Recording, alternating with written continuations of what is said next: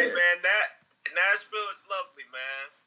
It's a good city, man. It's a lot of opportunity. It's growing super fast, and before the lockdown, Nashville was the number one city in the country where people came to have a bachelorette party, man. Wow. Bachelor party. So, Wow. yeah, it's a pretty happening spot, actually, man. So.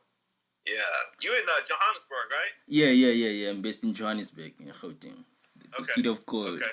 City of gold. Yeah. So, but yeah. Okay, got you. Yeah. So let's talk a little bit about who is Bill McCleskey. Yeah. Yeah, definitely, man. Hey, I'm an entrepreneur, man. I started a company about 6.5 years ago called MiTech, and it's an IT company, a technology company, and we work primarily in telecommunications. But I started that company because I worked for the largest cable company in the U.S., a company called Comcast. And I just saw an opportunity, man, and, went for it. So we built a company that's pretty much a telecom brokerage, and we represent multiple carriers, and really grew that company to $1 million plus annual revenue company. And still growing, to this day, man, doing business with, our government and a lot of other businesses all over the country, man. Wow. I'm super excited about that. Sure. So I want to tap in terms of duplicating the idea that is already there. Because most of the time, entrepreneurs think they have to come up with new idea, groundbreaking in terms of them being successful entrepreneurs.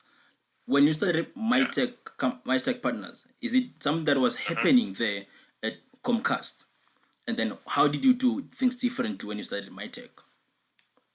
Yeah, I mean, so in the space that we're in, it's it's a huge industry, right? And sometimes the business opportunity is not necessarily coming up with a new idea, but it's coming up with a new way to help the client solve their problem. It's kind of like Uber. Uber really didn't come up with a new idea, but they came up with a new way to solve the problem. Somebody needs to get from point A to point B, and they don't have transportation, right? So Uber said, well, instead of getting a taxi, there's issues with that. Hey, why don't we, just enable people to use their own cars and get people around? So, they kind of went around, they circumvented, the normal or traditional way of thinking, and saw an opportunity there. So that's what happened with me, man. I was selling internet service to businesses, and I was selling phone service to businesses, and representing, this one company. And what I saw was my customers coming to me saying, hey, I want to shop multiple carriers. There's other carriers that I can shop, and, being an employee, I could only sell one. Yes. But I just said to myself, why don't I represent multiple carriers? The customer comes to me, they shop all the carriers with one company. It saves the customer a lot of time, and it still solves their problem, but it solves it quicker. So, the goal is to be more efficient, to be more simplistic, and to solve that problem quicker for the customer. Wow. That's amazing. So what are some of the lessons or missed opportunities by the Comcast when you are there working there as an employee? Did you feel that you were somehow restricted in terms of how you go about getting your customers, and you feel like it's for me here, I need to leave? Yeah, I mean, for me, the main thing was I could only represent one carrier. I could only represent one provider. So I was just, bona fide salesperson. I was a sales professional. But at the end of the day, I wanted to be a consultant. And sometimes I really wasn't helping my customer, because sometimes my solution wasn't the right fit for the customer. And I would say, hey, you really need to go somewhere else or go to another provider, to solve your problem. But as a broker, I represent all the carriers. So I think that at the end of the day, man, one size doesn't fit all, And the thing about Comcast, too, is Comcast is a huge company, but for me as an employee, they only enabled me to work in certain zip codes. So I had a certain territory that I could sell.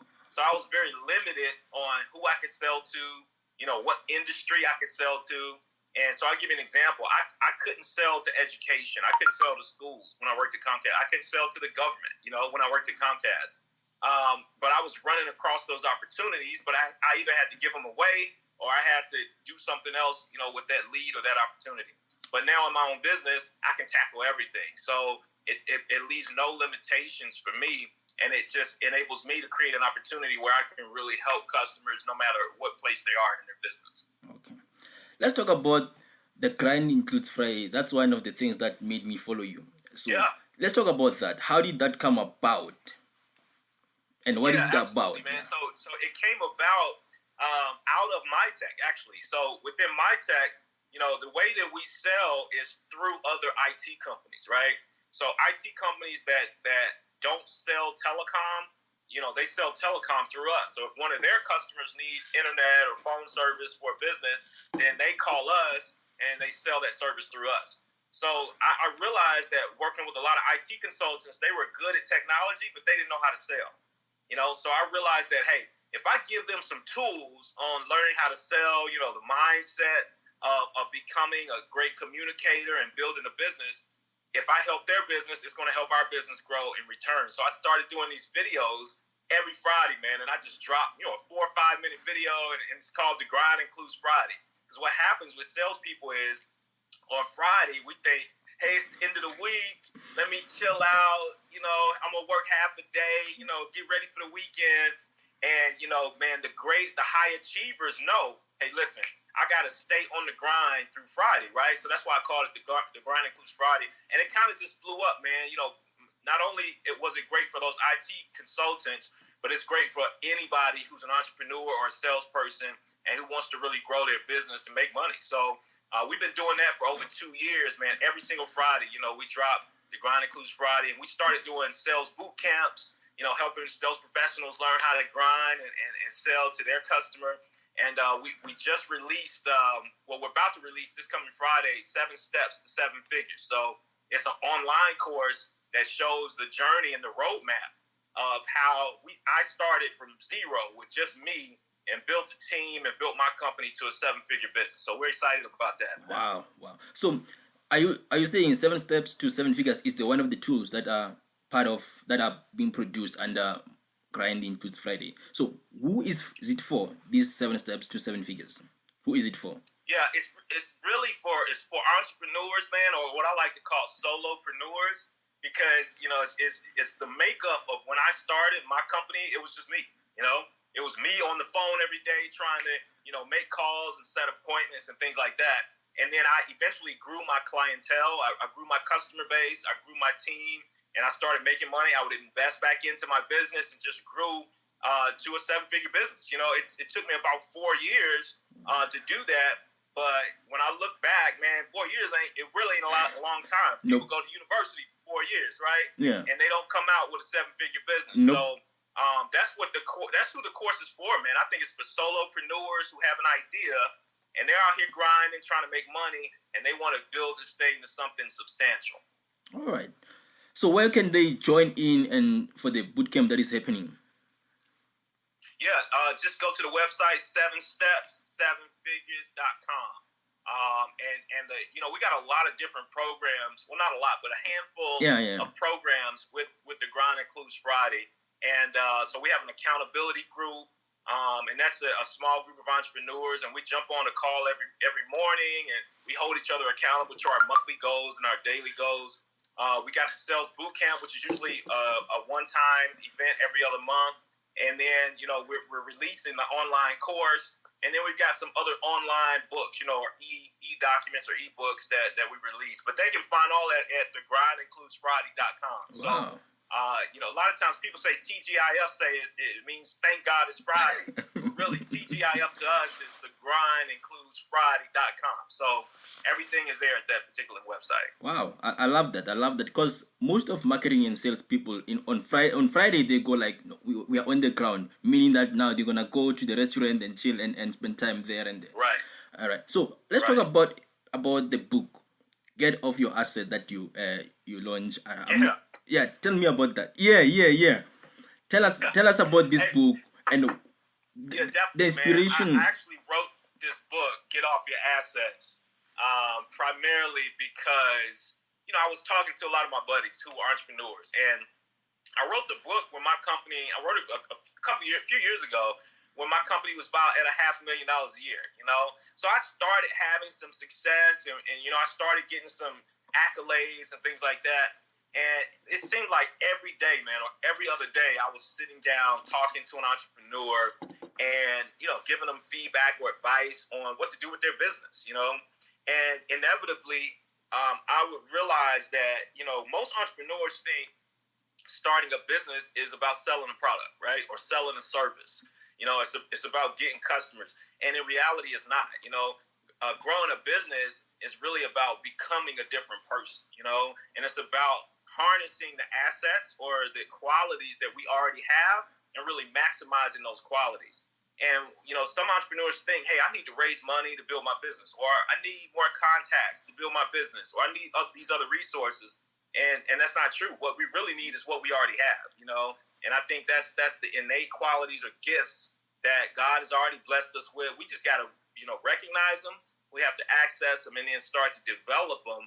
And the story is the same with me, man. I thought I needed to raise money. I thought I needed all this other stuff, but I didn't have it. And I said, I'm just going to go for it and use my work ethic, use my intelligence, you know, use the gifts that I already have. And so that's why I wrote the book, man, because I think if people realize that, you know, they'll realize, listen, everything that I need, I actually already have, you know. Yeah. So I mean that's the story of the book. And hence the title. Hence, I love the title. Get off your assets. It means you already have the assets. You just need to get off. You already got them. Yep, you got to get off of them though. You know what I mean? Somebody once said, man, the richest place in the world is the cemetery. I think that's Les Brown. Die there with their dreams, you know. I'm seeing that's Les Brown, right? Is it Les Brown? I don't know. It might be. Yeah, that sounds like Les Brown though, for sure. Absolutely. All right, let's talk about the materials, the topic that we cover in this book, because I'm really interested in this book. What are some of the topics that specifically that entrepreneurs should look for in the book, and why specifically those? Yeah, definitely. So like I said, it's 12 chapters, right? So, and there are 12 principles, I think, you know, principles of success, you know, and one of them is, you know, work ethic, you know what I mean? And I talk about, you know, when I started my company, how my work ethic was, you know, what type of regimen I was going through every day. And I joke with people, I tell them, hey, I worked 8 to faint. You know what I mean? I got up in the morning, I was working until I fainted. And that's not literally true. But my point is, I was willing to push through, you know, what I thought was my wall or what I thought was my you know, my cap. Yes. And because, man, most times there's a concept out here called the 40% rule.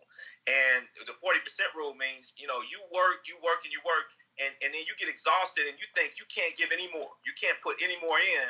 You're really only at 40% at that point. And it's a mental game, right? You actually have 60% more capacity in you. So once we understand true work ethic and actually getting out there and pushing ourselves to stretch and grow, that's something that causes us to look within and reach within. So that's actually the first principle I believe in the book. You know, another one is discipline pays dividends. You know, I love saying that on our videos, absolutely. The Grind Includes Friday videos. But, you know, discipline pays dividends because, you know, most people these days, man, they're easily distracted, right? I mean, you know, we got IG, we got Facebook, we got all this stuff to distract us, and we don't stay focused enough. But I found out that when I was building my business, man, I would do these things like block off 1 hour of time, and for 1 hour, I would make calls and do nothing else but make calls. I wouldn't answer emails. I wouldn't check my voicemail. You know, I would, even if somebody sent me a message and said, hey, man, I'm ready to sign up and become a new customer, I wouldn't even answer that until I got done with my hour. You know, just staying super focused like that really helped me. And I would do that 3 times a day. So I take 1 hour, and 3 times a day I would do nothing but prospect or follow up or prepare proposals or do my research. And that type of discipline, I believe, really paid me dividends because it developed, you know, me to develop some focused intensity, man, to build a company. Wow. So those are just a couple of points in the book. But again, it's 12 of them and 12 principles that we use to this day, man, in our company at MiTech. Wow, that's amazing, man. All right, let's talk about the accolades that your company took. Tell us about some of the accolades that you guys took at Nashville, Tennessee, as recognized as, I think, 2018. what are those accolades that you guys took as a company, MiTecPartner? What services do we offer? No. The accolades, the one, the awards or the recognition that you got from Nashville. Oh yeah.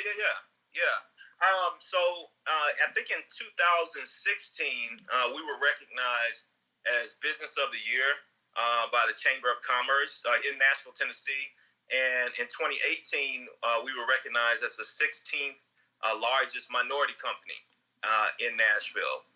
So every year there's a publication here called Nashville Business Journal, and the Nashville Business Journal ranks all the companies based on their industry, and then they rank all the minority companies. So 2018 we were number 16. Actually 2019 we were number 10. So according to their data and research, we're the 10th largest minority company in Nashville right now. We're still growing, man. I think we're just getting started. There's some things that we want to do. We want to get into the acquisition market, so we want to start buying other companies kind of like us to grow through acquisition. And obviously, we want to expand our team. But at the end of the day, man, we really want to make an impact. So the name of the game is, you don't just grow a business to make money, man. You gotta make an impact. So we're looking forward to doing some charitable things and helping out, students who want to go to school and work in technology and things like that. Okay, let's talk about the impact of COVID-19 that it has on your business and industry as a whole, and also other businesses. How has COVID-19 affected your business and industry in terms of how you do business and everything? The business specifically has really impacted our business positively. It's kind of interesting because COVID-19 has forced a lot of companies, and we only work B2B. We only work with businesses, but it's forced a lot of businesses to have to go virtual, right? So when we first got our lockdown, a lot of our customers, we had to help go virtual, like call centers and other types of companies. They had no setup for their employees to work at home, So we had to, get them phone equipment and phone service and make sure they had adequate internet, at their homes and all this stuff, making sure they had the right security for internet and the virtual private networks and things like that. So it really kept us super busy. And for us, back in 2019, towards the end of the year, I made a decision that our whole company, our whole staff was going virtual. Wow. So I had no idea COVID-19 was coming. I had no idea the lockdown was coming. But, something in me said, you know what? A lot of our team is always out in the field. We have this office space, but nobody was rarely in the office. You know what I mean? I'll come to the office every day, but I'm out and about. I got meetings and stuff. And half of my team, I enabled them to work from home 2 days a week, and they're responsible. I got a great team. So everybody's working and getting their work done. And at the end of last year, I said, you know what? Everybody's just going to work at home, 100%. Like, let's just work at home. So I kept some small space in an office building where we are downtown Nashville. And, because I like getting out of the house and going to the office. But then COVID-19 hit. So for us, it really didn't affect how we do business because we were already virtual. We were already, working from home. And we do business all over the country, but we don't necessarily have to travel. We're always doing virtual meetings. We're always plugging in on Zoom or whatever, to connect with our customers or partners and potential customers.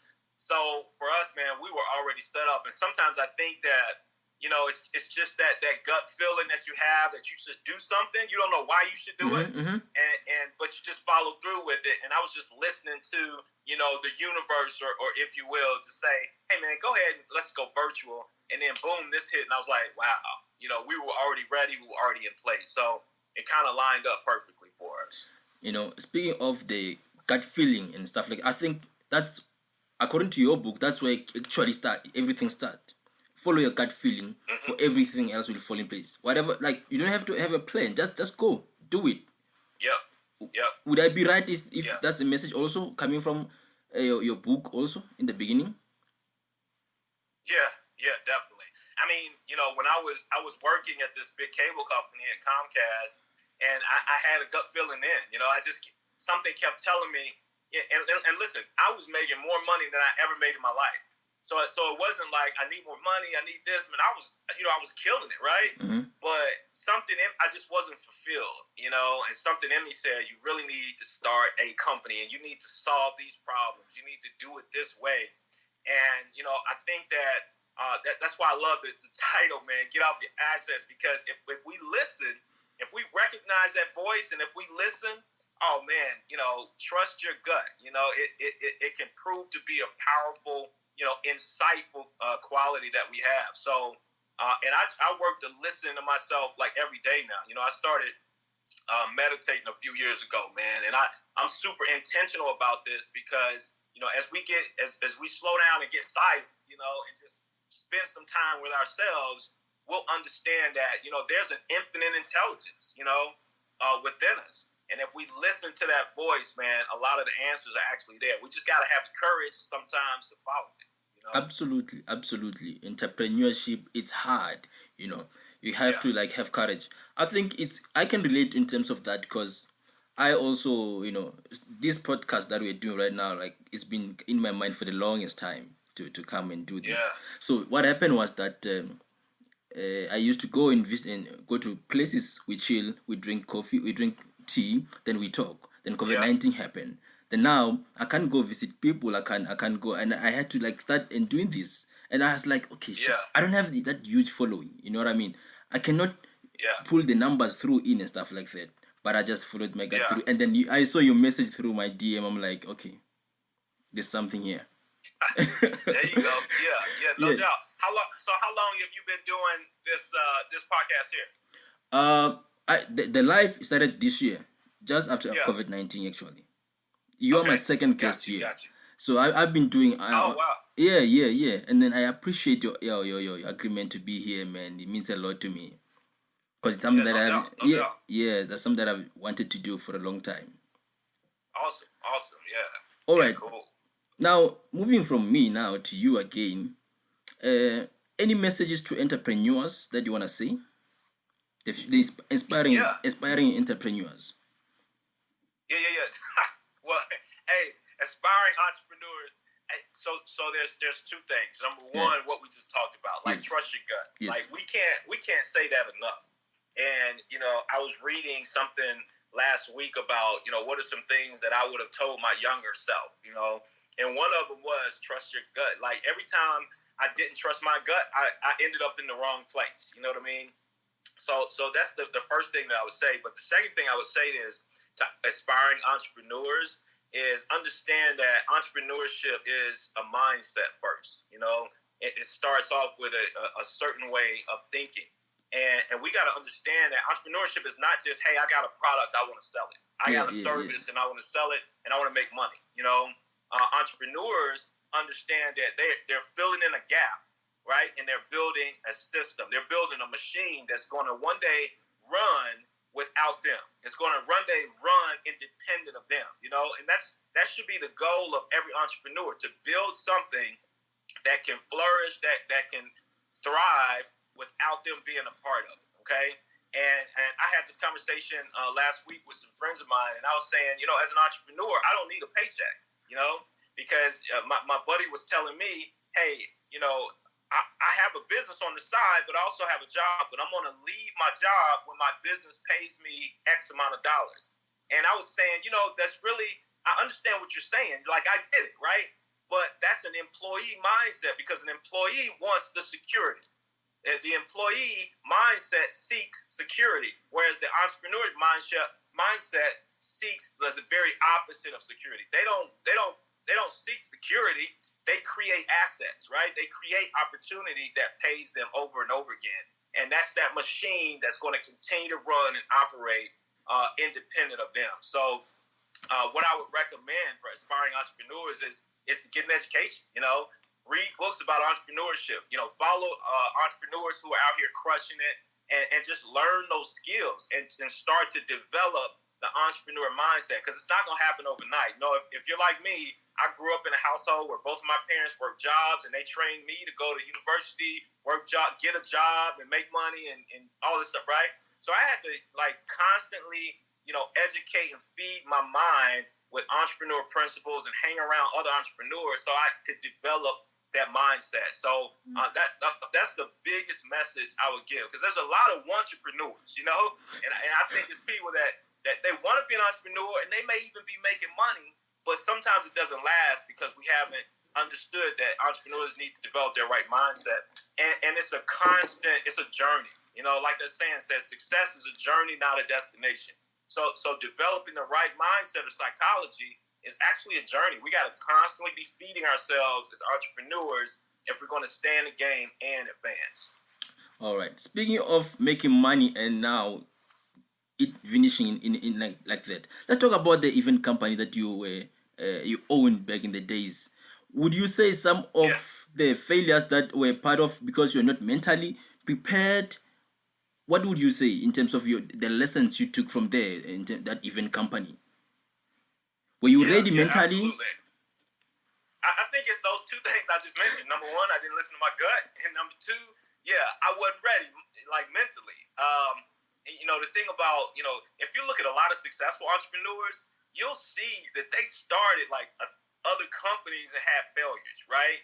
And it's kind of like, you know, I equate it to being in a relationship, right? You know, when I was in college, I dated young ladies and the relationship didn't work out. And then when I graduated from college, I dated some more young ladies. The relationship didn't work out. But all along, I'm learning, okay, how do I I'm learning myself, right? Who I am, what I want, but I'm also learning how to navigate in a relationship too. And now, you know, when I met my wife and we started dating, I was like, oh, I figured a bunch of stuff out, but I had a lot of failures along the way, you know? So it's kind of the same thing with entrepreneurship. If you're not, you know, groomed up in entrepreneurship, then guess what? You know, you probably don't know what you're doing. And so for me, like I said, both my parents, they weren't entrepreneurs. I went to, you know, university. They didn't train me to be an entrepreneur. They trained me to get a job, right? So when I said I want to start a business, man, I started so many businesses and failed, but every single one of them taught me. I was able to take all the knowledge from those previous failures and use them in the MiTech, and it really helped me make more money. Now, I think that it's like learning how to walk, man. When you see a baby trying to walk, that baby is you know, taking one step and then they fall and they get. But now that we're adults, we walk without even thinking, and that's what we need to get to when it comes to entrepreneurship, man. Some entrepreneurs out here, they got it, you know, because we understand that. Listen. You know, I already had this mindset, and we can make it happen either way. Man. Yo, that's some powerful nuggets right there, man. We are almost out of time because we are only doing 30 minutes here. So, one last thing. Let's talk about in terms of what do you understand in terms of Africa? Where part of Africa do you know, or have you visited Africa before? Hey, listen, man. Let me tell you, I never been to Africa. Okay, my dad has been to Africa several times. We actually, where we attend church, we used to own a school in Nigeria, in Uyo, Nigeria, Akwa Ibom State, and my dad's been there, you know, probably 10 or 11 times. He's been to Mozambique and Cameroon and some other countries in Africa. But in fact, man, you know what's crazy? Yeah. I was supposed to come to Cape Town. Me and my wife were supposed to come to Cape Town in April last month to a conference, okay? And it's an entrepreneur conference too, man. I'm a part of this international organization called Entrepreneurs Organization. So it's an international group, and I'm in the Nashville chapter here. But I was going to the international conference, and of course, COVID-19 came. So they canceled the conference and stuff. So that was going to be my first trip, man, to Africa. I was coming to South Africa, Cape Town, and but yeah, we can't make it now. So but yeah, man. No, man. Stay hopeful. You're gonna come this side. You're gonna come this side, and we're gonna meet, man. We're gonna meet. Definitely. Hey, you ever been to the U.S.? No, I've never. No. Okay. So hopefully I'll. Hey, let me know when you come. No, we coming to Africa though, man. We coming next year, man. We said we gotta come next year. This was a great opportunity for us, because the conference, they actually paid for our registration and they paid for the travel. Wow. So all we had to do was pay for like our hotel and stuff. So it was a great opportunity, but COVID-19 messed that up. So we're gonna figure it out, man, and we're gonna probably get over there next year for sure. Though. Yeah, I know it's gonna be over. This thing's gonna be over. It's gonna be over soon. Yeah. All right, man. Yeah. So, in terms of what is happening with the US and the COVID-19, how is everything? How is you see everything unfolding with COVID-19? How is the government? I mean, I think it's progressing, man. In terms of us getting back to the normal state of things. I don't think we'll ever get back to where we were in terms of the normal state of things, but we're starting to open the country back up. Some cities more than others, but where I live in Nashville, we're opening up in phases. So right now we're in phase 1, where obviously the essential businesses are open, and then some of the non-essential businesses are starting to open too. So like the barbershops and the salons and even the mall, man, the mall is open.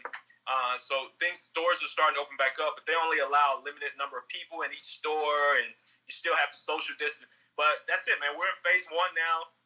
I think phase 2 starts next month, and it's a couple of weeks, and then we go to phase 3 and phase 4. So I'm optimistic, about us opening back up and getting back on track. But I think one thing that's really happened because of this pandemic is businesses, looking from a business standpoint, businesses have started to make technology a priority.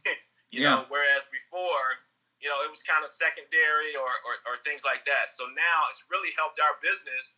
But I think it's going to help all of us, long term, because we know that, hey, we can connect virtually if we have the right tools and the right technology in place. So that not only helps our business, but I think it helps businesses in general in terms of how they do business, so we can connect, really, we can condense the time frames on which we connect with people to grow our companies.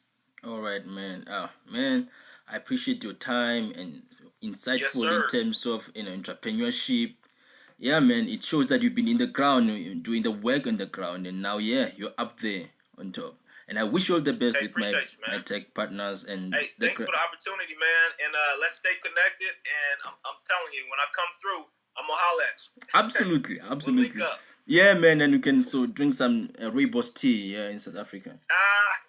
Hey, that'll work. Absolutely. Thank you so much, my brother. I appreciate the opportunity. I thank you for time. People are coming in. Man, we are ending, unfortunately. So any last words for people? Hey, man, everybody just stay encouraged, man. Stay encouraged. Absolutely. Follow your gut and continue to educate. Continue to feed your mind, with things that are going to empower you. Thank you so much, my brother. I appreciate the opportunity. You got it, man. All right. Have a good one, bro. Thank you so much. See you. Cheers.